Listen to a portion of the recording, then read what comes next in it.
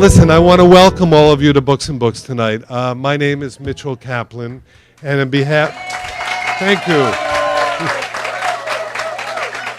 On behalf of all of us at Books and Books, I want to welcome you to this very, very exciting event. You know, whenever we host what we consider to be one of our own and send her off into the big, cruel world on book tour, it's always an exciting thing for us, particularly when it's Edwidge Danticat. I also want to welcome the audience that's out there. As you know, we've started to live stream our events here at the bookstore.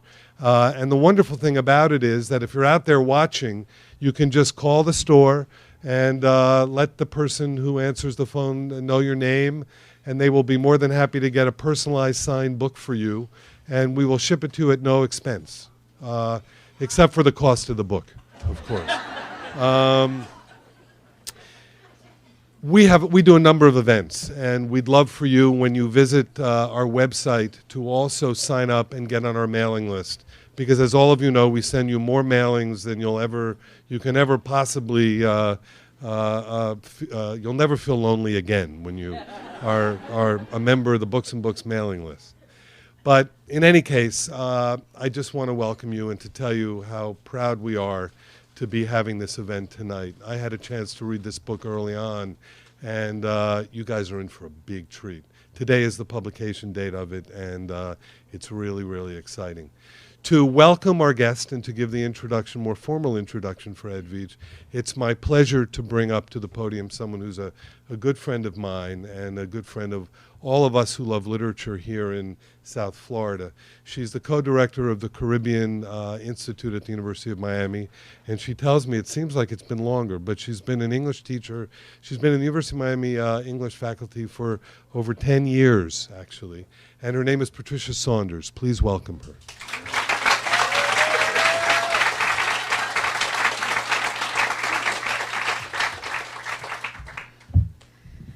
Thank you very much, Mitchell. And good evening. I'd like to thank everyone here in the bookstore and out there in the e-wide web world for joining us this evening. It gives me great pleasure to introduce Edwidge Danticat, who is one of the most celebrated authors of our generation. She's the winner of the American Book Award for The Dewbreaker, the National Book Award for Brother I'm Dying, the Langston Hughes Medal, more recently, the OCM Bocas Prize and the MacArthur Fellowship Genius Award. She's the author of Breath Eyes Memory, Crick Crack, The Farming of Bones, After the Dance, The Dewbreaker, The Royal Diaries, Brother I'm Dying, Create Dangerously. She has edited Haiti Noir, and last but in no ways least, the book we are here to celebrate and welcome into the world of arts and letters. She's the author of Claire of the Sea Light, her 2013 publication. Already, the reviews are rolling in for Edwidge's Claire of the Sea Light. Laura Collins Hughes of the Boston Globe writes, "The imperative to do right by the next generation is at the center of Danticat's tale, set in the fictional town she sketched in Crick Crack, her 1995 collection of linked stories about Haitian life. The book shifts back and forward over a decade, but our lasting glimpse of the town is in 2009, only months before the earthquake that devastated Haiti, and we imagine would have wiped out Gentile Nozois and all of his neighbors."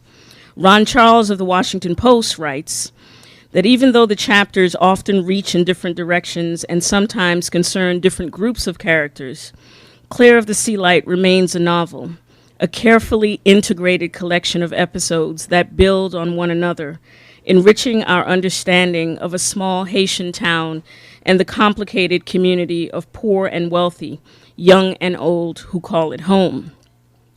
As I read Edwidge's most recent contribution, my thoughts turned constantly to observations about the sea by two literary giants who, in my mind and imagination, represent the power and possibility in each of Edwidge's characters. The first is a quote from Toni Morrison. "All water has a perfect memory and is forever trying to get back to where it was." The second quote from Zora Neale Hurston. "Don't you realize that the sea is the home of water. All water is off on a journey, unless it's in the sea, and then it's homesick and bound to make its way home someday. I think that between these two literary giants, Edwidge's latest novel, like Edwidge herself, fits quite comfortably. And without further ado, I'd like to present Edwidge Danticat.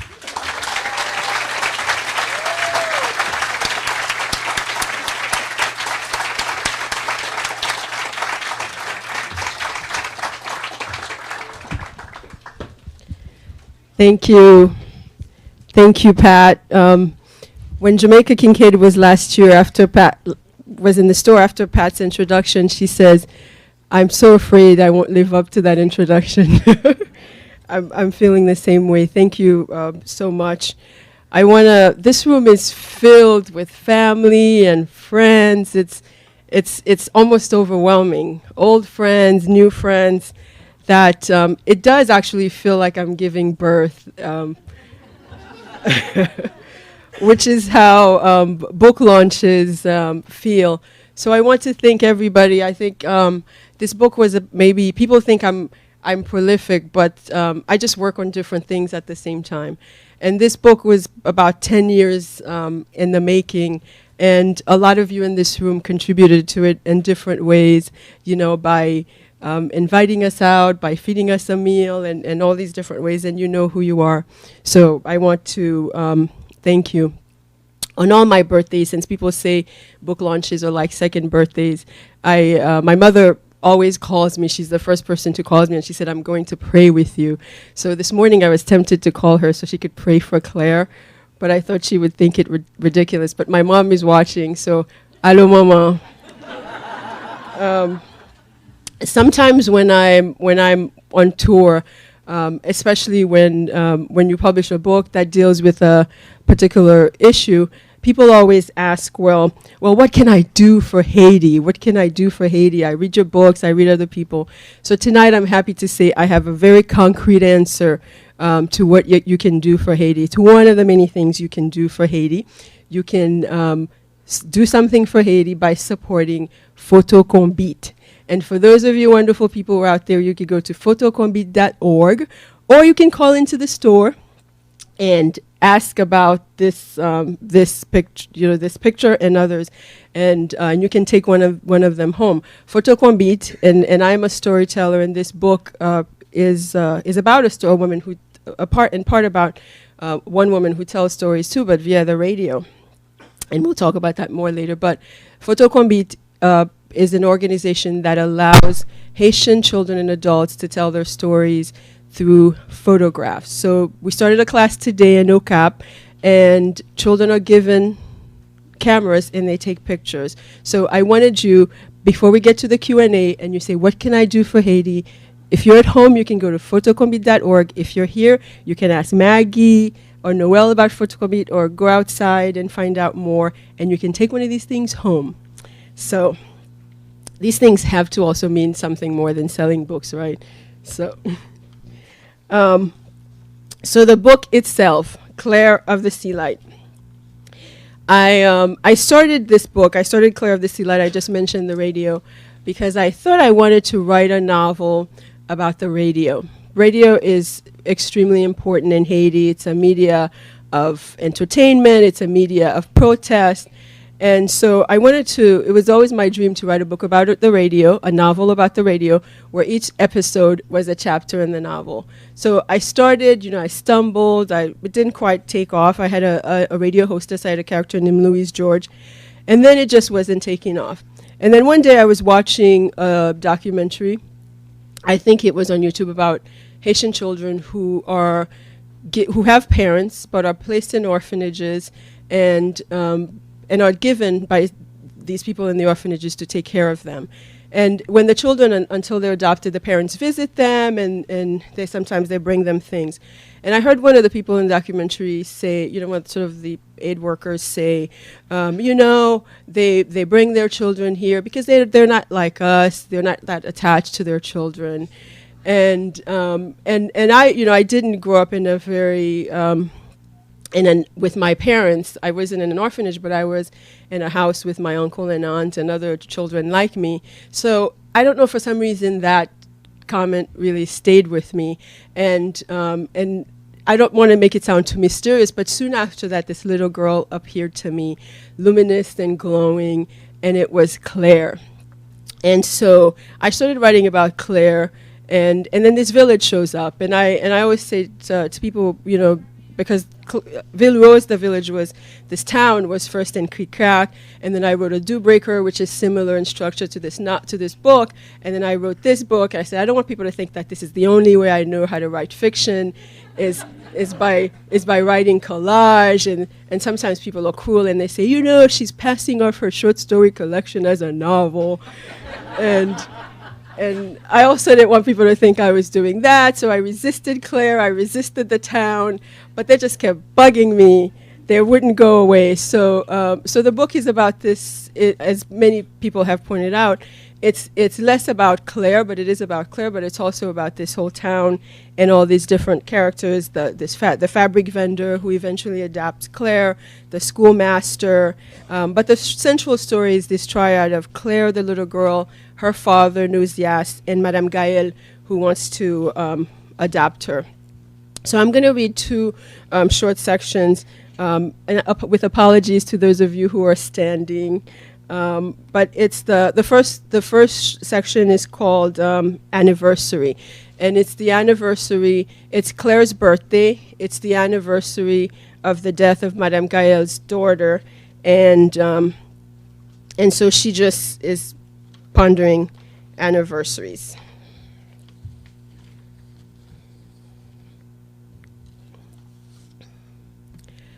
The night Gaël Lavau's husband died, she thought that everyone should die.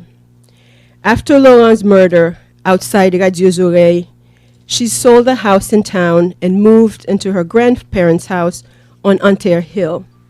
She had turned the fabric shop over to her employees, then had lain in bed for months, also waiting to die.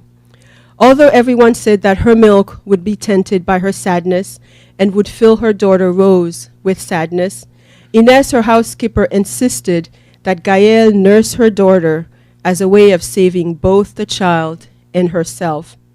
Gaël got out of bed only when she could no longer keep her daughter in it, when the child began to crawl. And when her daughter started to walk, Gaël walked again. And when Rose began to talk, Gaël talked again. She was tempted to close her fabric shop, but she returned to it because it had meant so much to her husband, and unlike the house where they were in the part of town which was prone to floods, mudslides, and other potential disasters. Business had slowed anyway. People were buying less fabric and more ready-made clothes, Pepe, from abroad. She was now mostly selling fabric for school uniforms, and even that was dwindling. Besides, during her time of mourning, many of her friendships had dissolved. She no longer attended baptisms, communions, or wedding receptions in the best houses in town. She even refused to listen to broadcasts from the radio station where her husband had spent most of his time. Her husband's murder was never going to be solved. That she knew. There would never be a proper trial. Bribes and corruption would keep anyone from being brought to justice. So she accepted the offer of two special forces policemen, childhood friends of both hers and her husband's, to seek another type of justice. And when they had returned from their missions, they had provided her with even more details than she had sought. They had walked into a young man's red bedroom, crossed themselves, then shot him dead as he lay in a bed. A young man who used to work at the radio station where her husband had been killed. Later, they had returned and set fire to the warehouse the neighborhood gang called home by spreading gasoline at the entrance, and they had killed the leader, Tillet, and his second in command. The blaze had spread through the warehouse, then the restaurant next door. She had not felt the kind of relief she'd expected when she had heard all this. She hadn't thought that the deaths would bring her husband back, but she'd expected a hole to feel plugged that never was. Nothing had been returned to her. High-level friendships had made her judge, jury, and executioner, yet she still felt powerless. For a long time, she hadn't allowed herself to think about all this, that is, until the day her daughter died. Perhaps it had been no accident, but some terrible cosmic design engulfing everyone involved. The driver whose car had struck the motorcycle her daughter was traveling on, sending her only child hurtling into the air to her death, was someone she knew, a young hotelier from a prominent family in town. He was a Moulin. She had not wanted her daughter to grow up like the Moulins or these other rich kids who seemed even richer because they lived in a poor town. After Rose died, she would often think back to the first time she had left her for a few hours. It was to attend her husband's funeral. Do you know that feeling when you're about to leave your child and she cries like she will never see you again, and you feel that her intense sadness might be some terrible omen? She wished that she had never stopped feeling that. She wished she'd seen every single goodbye as a curse for what she had done. A few months after Rose died, her housekeeper's eyesight began failing. There were more young people to do the job she was not doing, she said, and Inés wanted her to spend her last days in her ancestral village in the mountains. And although Inés had been gone for years now, Gaëlle sometimes still craved her company so much that she would wake up in the morning and wait for her to come and serve her breakfast, just as she would sometimes wait for her daughter to skip through the doorway and bounce into her bed. At night, after a whole day of watching little girls stream in and out of the fabric shop with their mothers, Gaëlle would imagine her daughter as an 8, then a 9, and now a 10-year-old girl. Her baby teeth would be gone, her baby fat yielding to early prepubescent brawn. Her voice would be more defined, more confident. She would be dressing herself too, picking out her own clothes and combing her own hair. She would be riding a bicycle, swimming in the sea. Her childhood passion for pressing wild flowers into her notebooks would most likely continue, but next to them she might now be cutting out magazine photos of film and music stars. Rose would still be getting excellent grades in school. Gaëlle would have seen to that. But would she still want to play with the dozen or so cloth dolls that, ignoring her fancier toys, the two of them had made together? Would she still want to climb up the lighthouse steps and look down at the sea? Would she still want to dance along with her friends and their school's maypole dance at carnival time, or wear the same feathered hat with her Taino costume for the children's parade? Would she still want to fly kites on Saturday afternoons, then go down and watch the fishermen's children launch their miniature boats on the water and run along the beach beside them, chasing the plastic bucket covers they used as frisbees? Would she still want to know what heaven was and what her father was doing there? Would she still put her head back now and then and shout, "Papa, Papa," to the clouds, then ask if everyone was in heaven, why was there need for cemeteries? Why didn't the dead just float up and drift away like balloons? Gaëlle had filled some of the years since her daughter's death with these types of unanswered questions, and with the company of men who were interested in either money or sex or both. Couldn't they tell, she often wondered, that she was a shell, a zombie, just as she had been when she was pregnant with her daughter and was sure that her daughter would be damaged or dead, just as she had been too during those early years after her husband had died? Couldn't they tell that wherever her husband and daughter's spirits were, that's where she longed to be?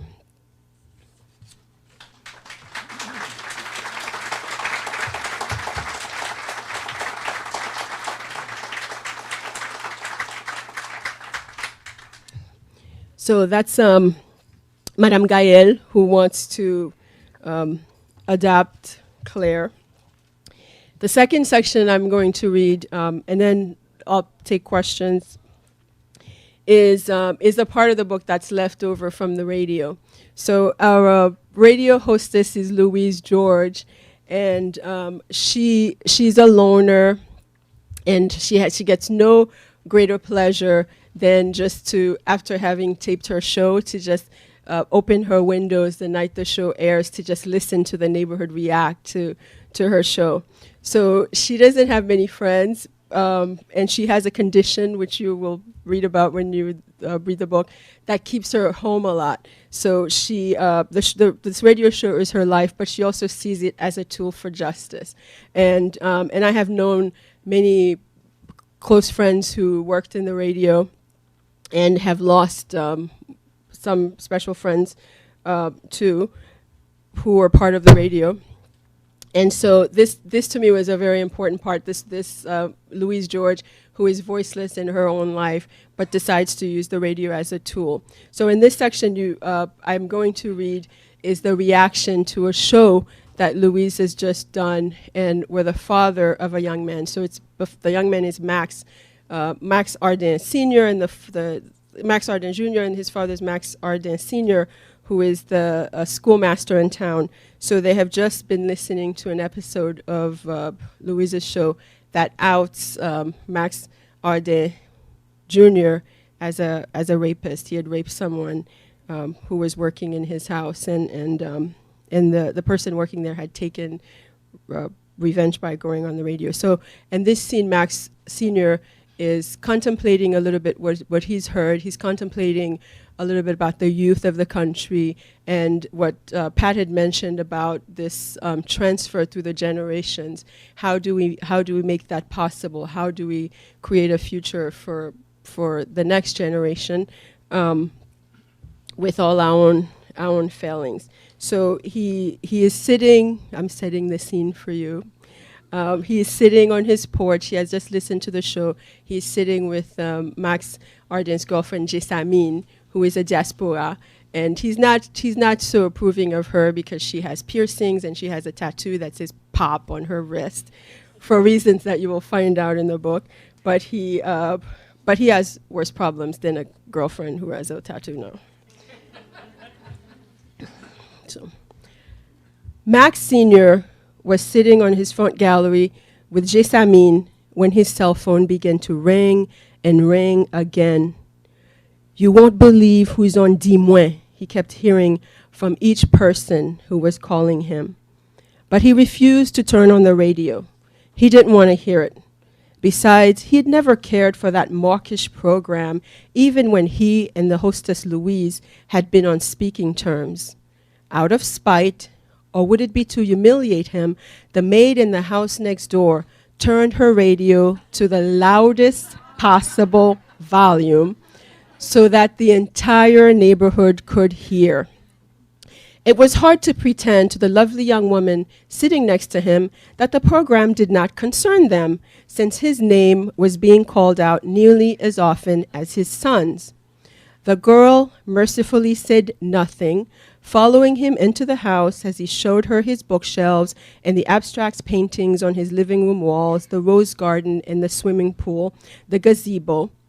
At least his cook and his gardener were not listening, he thought, or could they be listening like he was, catching the juicy snippets from the radio next door? His son's friend seemed strangely unaffected. She already knew everything, he realized.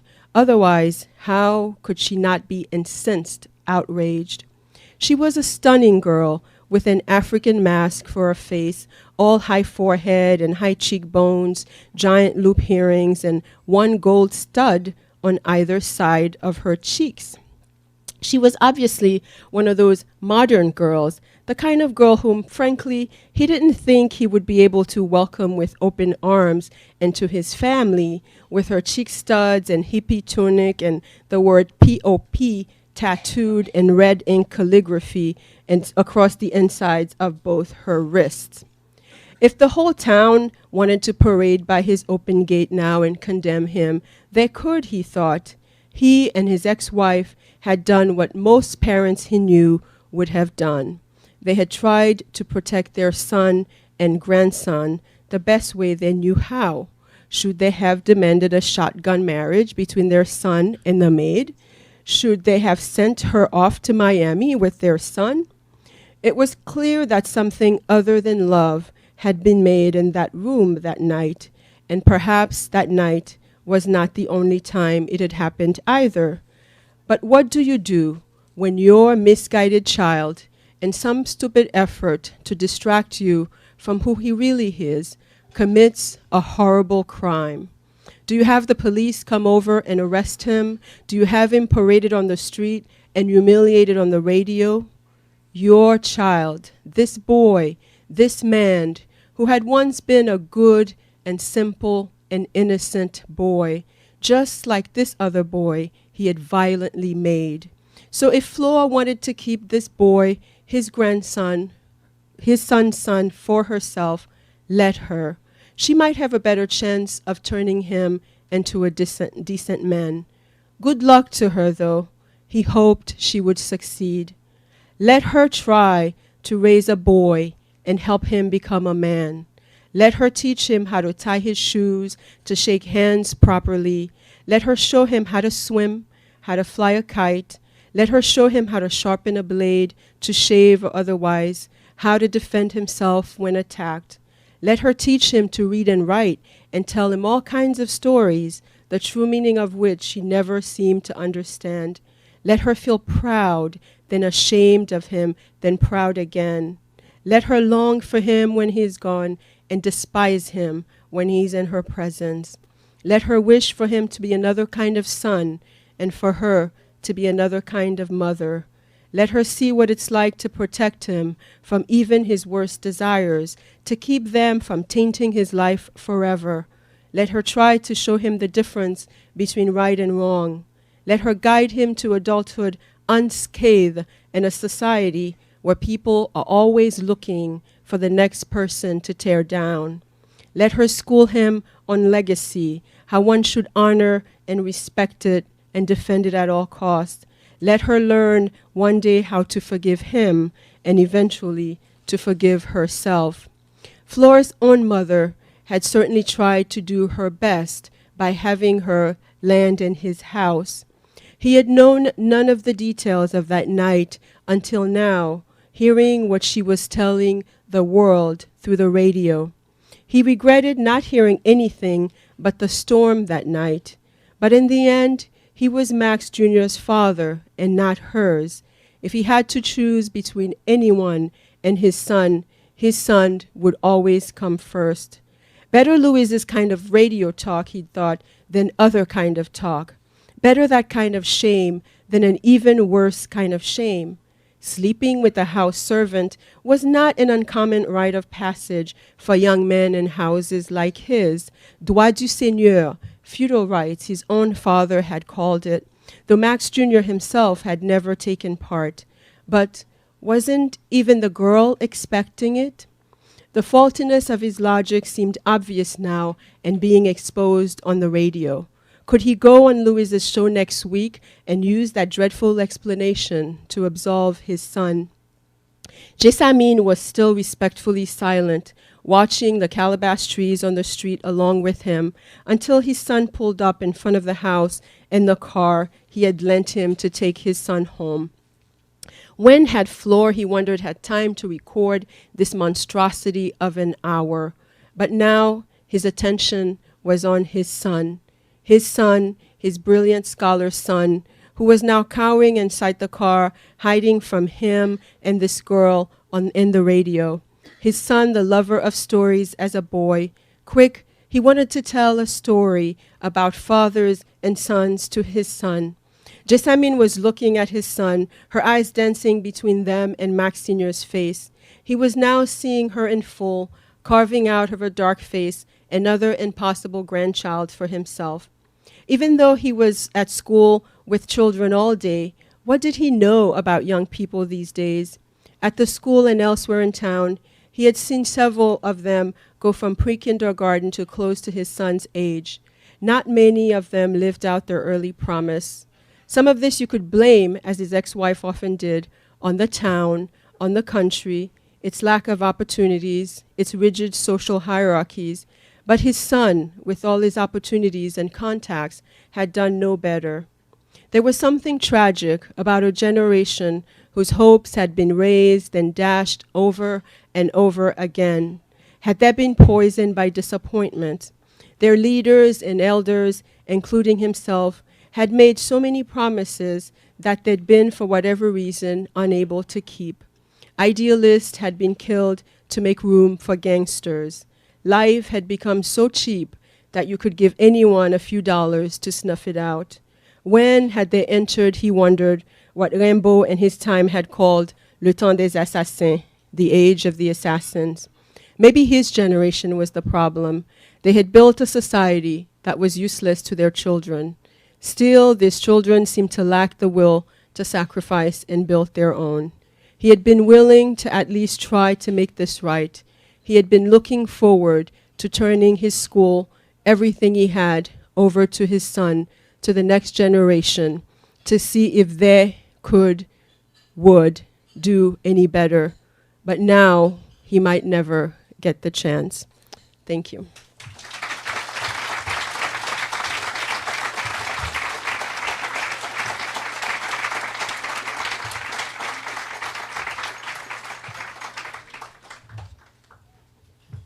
Questions? I'm going to ask the first question. Yeah, well, the mic is for the out there, so what we're going to do is speak loudly when we ask the question. But Edwidge, it's such a beautiful book that's behind you. Can you tell a little bit of the story of the dust jacket and the photograph and how that came to be? I am glad you asked. Mitchell asked about the book, and I probably would have gotten in trouble at home if I didn't tell the story of the book cover. The cover girl is my daughter Mira. Say hi, Mira. And we had a different cover for this book, but Carl Juste, local Miami Herald icon, saw the cover and he says, "I can make you a better one."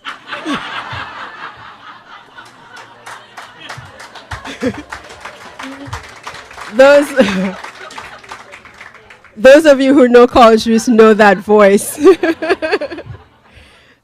And then he said, "Well, we can use Mira." But his condition was that we had to go out at 6 a.m. or at one part of the beach, or at 4 p.m. somewhere, so we can catch the light in a certain way. So we didn't pick the 6 a.m. We picked the other one, and we didn't know what he was doing. He told Mira, just run around, and this beautiful image came out. And when I sent it to the folks at Canop for designing the cover, they loved it, and then they decided it was the cover. So I said the and Layla, my youngest, participated in the shot too. I have to say that. I don't want the therapy bills later on. And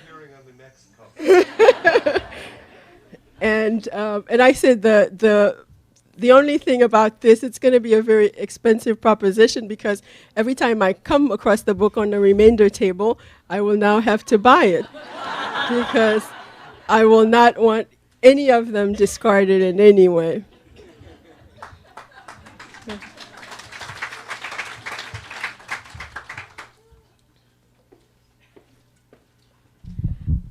Edwidge, I just wanted to ask a question about the sea. Obviously, it appears again almost several times, almost as a character in the novel. It's sort of the pivotal space, location. Can you say a little bit more about why the sea is so important to this town? Okay. I got off easy with Patricia. She's a professor of literature, so it could have been harder. Patricia wants to know about the sea, how the sea is is kind of a character in the book. It's a secret I'm scared to reveal, because I always think someone is going to take me out on a boat and push me into the sea, but I'm not really a swimmer. But I'm very much intrigued by the sea, and you know, there's so many proverbs that involve the sea, and there's so many it's just, I think growing up, part of your life on an island or so where you're enclosed by the sea, and so all the mythologies of the sea. And a lot of times when I was writing this book, we would find ourselves in Jacmel in one particular time where we were actually staying in somebody's house right on the beach.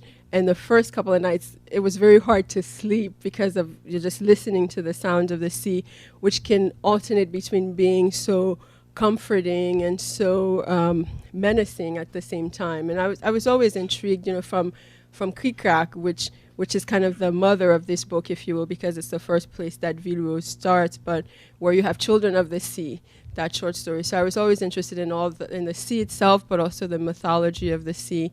And this was an opportunity to just, go whole hog about the sea, to have this little town and this little girl's and everybody in the town fascination with the sea, because this whole idea that the sea can be both friend and foe, and the fisherman in the book makes his living out of the sea, and also the story that goes through out of La Sirène, goddess of the sea.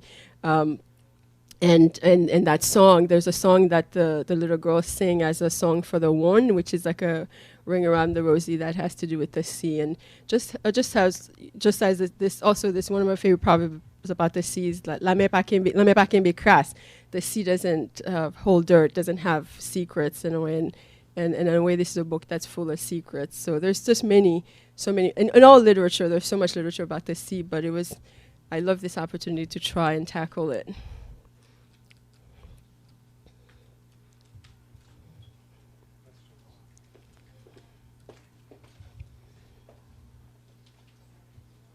Which I know you always have a real economy with language. You don't have a lot of extra adjectives, etc. Do you always write that way? Did you ever write in a different style that was more just, with just a lot more words and just to feel a different style? Or have you always been so succinct? The question is, did I always write this way, which is the simple way, succinct.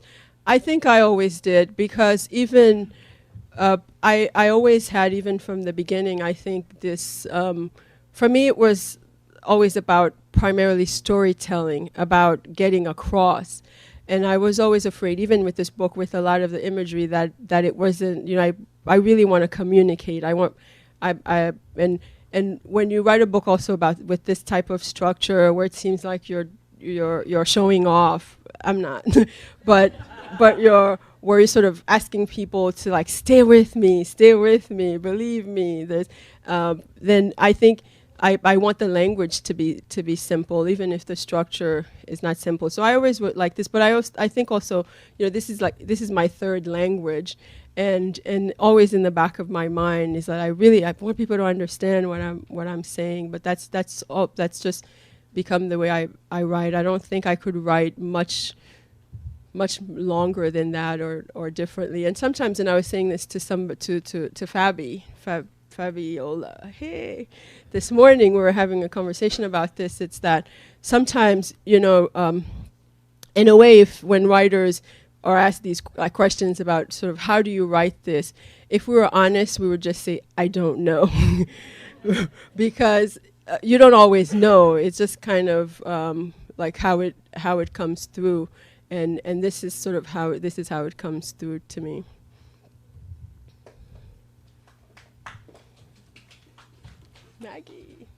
Maggie is a.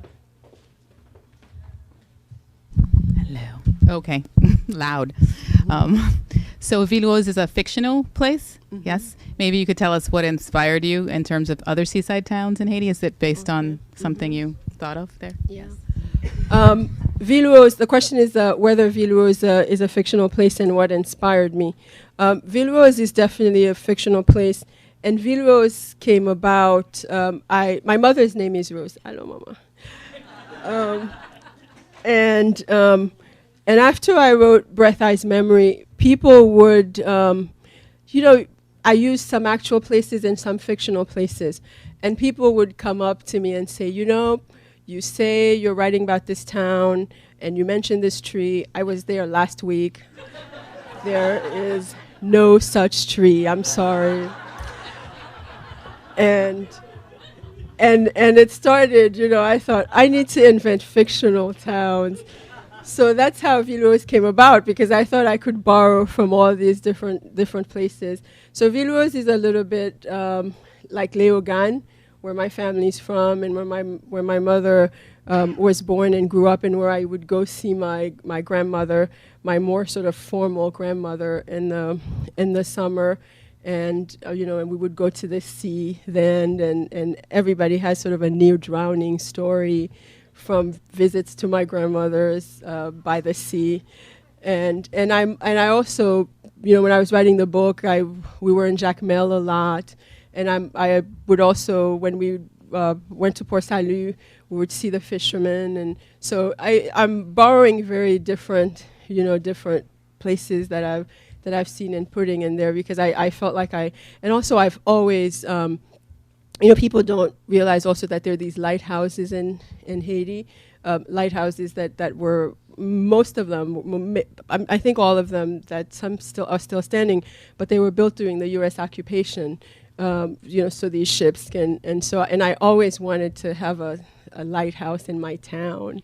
So and I couldn't put a lighthouse in Léogâne or all these other places, but I could put whatever I wanted to a certain extent, and Villuers.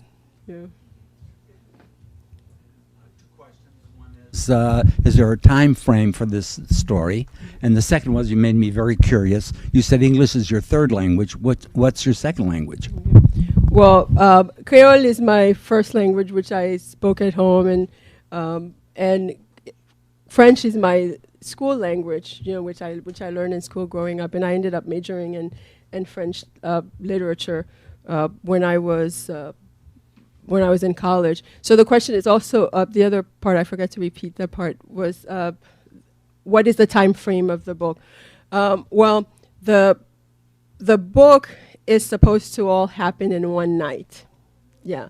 So it starts out the night that Claire, the title character, disappears, and then it ends in that same night. And some choices would have been made over the course of the night, but they flash back over 10 years to different things that happen in the town. And if there's a model, there are two important models for this book. One of them is Jean Toomer's Cane, which is a book that I've always loved, and just the way that he takes different things and just different ways of tells a story, and with all these different genres inside the story. And the other one is Weinsberg or Higher, the Sherwood Anderson book, where it's just you go to all these different places in the town. And what I imagine, both in terms of time and how people enter the book, I imagine that you, the reader, when you go into the book, there's a gathering on the beach that's at the center of the book, is that you, the reader, are on the beach that night, and you're hearing the snippets and you're learning about the town. So when you open the book, imagine yourself on the beach in Villuers, and you're now visiting the town, and all these things you would come to know, but you would feel like, my hope was that people would feel like they were there.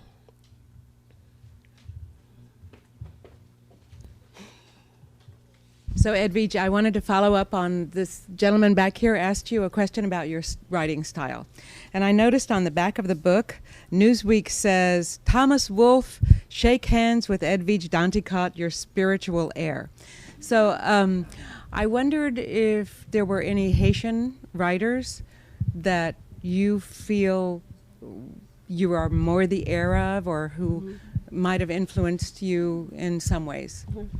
Oh, there are plenty, but for this particular book, I would say it's the Marcelin brothers, Philippe and Toby Marcelin, who wrote books like All Men Are Mad, The Pencil of God, and they were these These two brothers, their books are actually translated. They're out of pen, and Edmund Wilson wrote the introduction. The books were translated in the 50s, and they have a very, I think of the Haitian writers for this book, every book has many godparents, apil parrain, marraine. So they are the godfathers of this book. Like obviously the Dew Breaker, Jacques Romain, Masters of the Dew was the godfather of that book. The Farming of Bones, Jacques-Stéphane Alexis with Général Compère Soleil, which treats a similar subject. And writers like Marie-Vie Chauvet and other Haitian writers who are very strong influences for me.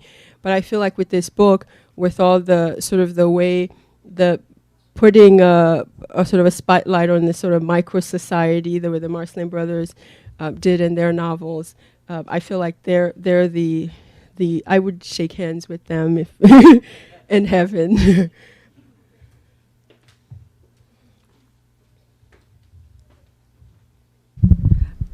I'm not sure if this is very loud, but I'm probably louder on my own. Oh, it's for the internet. I see. I just finished reading Lele from Lele. Is that how you pronounce it? From your book, from your short story in Sadie Smith's A Book of Other People. I just finished reading it the other night, and I'm fascinated with the concept of the book. If you could talk about creating a character by a name that's given to you. Was the process for creating that story any different from how you create whole stories? I mean, it was just such a complex short story in so few pages. Just by having been given one name, you could have turned it into a whole book. Is your process the same, or it was just very fascinating? I just wanted to hear about it. Well, the question is about a short story called Lele, which I have in an anthology edited by Zadie Smith called The Book of Other People. And I know that A.M. Holmes and a lot of people who've had books recently, we all thank Zadie Smith for that, because Lele is in this book with a different name. So the project, Zadie Smith was editing this anthology for 826, which is Dave Edgar's organization. It was a way to raise funds for after-school programs. And so basically they got a bunch of writers together, and they said, just pick a name and write a story around it. And I chose Lele for some reason. I don't know why. And that was before my Lele, who is Leila. We call her Lele. And then I started writing the story about this person to fit the name, and as a lot of the other writers did. And this became one of the sort of rewritten, reshaped part of the book. But creating a character, I think that's why writing teachers love writing prompts, because and some writers use writing prompts too, because sometimes you're stuck and nothing's coming out, and having an assignment, whether it's for a newspaper or just a writing prompt, can get you going. So I started just writing that, and then things started coming, and the world around this name grew. But ideas come in different ways. Sometimes they come from a dream, sometimes they come from a kind of apparition, sometimes they come from something you observe, and if you're interested enough to follow it, sometimes a story like that can come and then lead to more stories. So it's that was, in a way, getting that assignment, if you will, was kind of a gift, because it gave me this character who then became Madame Gaëlle in this book. Yeah. I'm just curious to know, your stories often deal with very harsh realities where there's rape scenes and, just kind of like what happens, I guess, to Haiti, but also in Haiti and metaphorically and everything. I was just wondering, also parallel to this, you have your life where you're like tucking in your kids in your bed and all that, and just kind of like, I guess I'm wondering how you reconcile like these both realities that are existing at the same time. Well, I think the question is about reconciling the harsh settings or realities of stories versus one's real life. I think that's part of what we all do, even those of us who are not writers, and there are some wonderful writers in this room, and I should maybe give them each a turn at at answering that. Patricia, Evalina. but it's, it's sometimes, sometimes you're grateful to just jump out of the world that you're writing in and just come out into a different place, because even, it's another reality. In a way, it's a self-created reality. I can't say that I'm writing about actual events. I'm writing about something that I induced myself into, that sometimes makes me cry. So, and maybe it's a way of processing my sadness, at times, the way I write. So it's a balance. I think that everybody who is an artist has to. We were just recently with a friend who is a visual artist who paints historical scenes, and he says, he has to sometimes be in a trance to write, and if anybody interrupts him at the wrong time, it's a tragedy. So, I don't know how to answer that question, in that it's just kind of, it's like a dream, right? It's a self-induced dream. You've created a world, and you're lucky if it feels real enough to you that you can convey that same feeling to somebody else, whether it's happy or sad. But it's also a way for me to process my own personal demons, and then be a functioning person in the world. It's like Jamaica Kincaid always says, if she wasn't a writer, she'd be burning things down. So maybe that's that also is the other thing that art does, keeps arson down.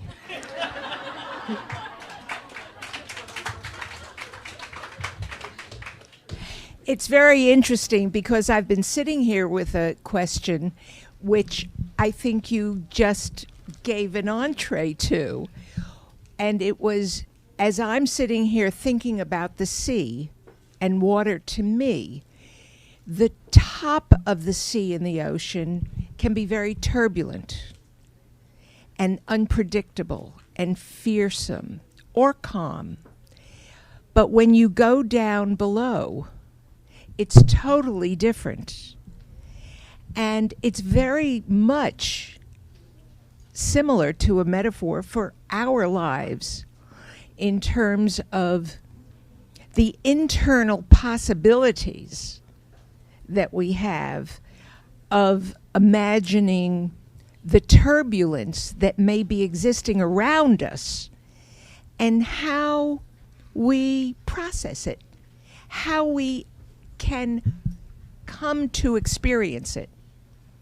So I haven't read the book, but the sea metaphor I can't get out of my head. And I think you've said it so beautifully, because there is too, the myth of the story of La Sirène, the goddess of the sea, and how she, in the book too, the fishermen talk about how she tries to seduce them to the sea and to the bottom of the sea. And there's this whole world at the bottom of the sea that, in a way, I think people of African descent in the New World, even beyond the religious connotations, that we have to rethink, because we lost so many of our ancestors to the bottom of the sea. So there is this whole, I think there's this whole world. On another sort of more visual element, there's a great book, Haiti from Below, that a group of a photographer and some writers who are Haitian had put together, where you could see Haiti from beneath the sea, and it's the images are so striking.